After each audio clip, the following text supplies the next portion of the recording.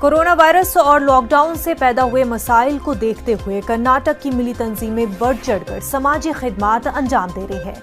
बेंगलुरु में मरकज अहले सुन्नत जामिया हजरत बिलाल के तहत 20,000 खानदानों तक राशन पहुंचाने का सिलसिला शुरू हुआ है। यहाँ मुख्तलिफ सुन्नी तंजीमें मिलकर गरीब और मजदूर पेशा लोगों तक चावल, दाल, शक्कर, आटा और दीगर अशियाए ज़रूरिया पहुंचा रही है।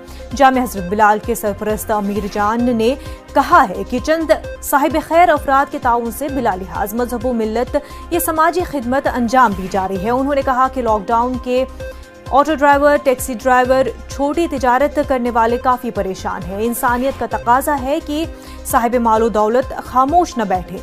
हुकूमत की मदद पहुंचे या न पहुंचे, लेकिन हर दौलतमंद को चाहिए कि वो इन मुश्किल हालात में गरीबों और ज़रूरतमंदों का ख्याल रखे। हमारा मकसद ही खाली है आज गरीबी के अंदर रहना। हर हिंदू हो, मुसलमान हो, सिख हो, ईसाई हो, कौन भी हो, आप मुश्किल इस दौर से गुजर रहे।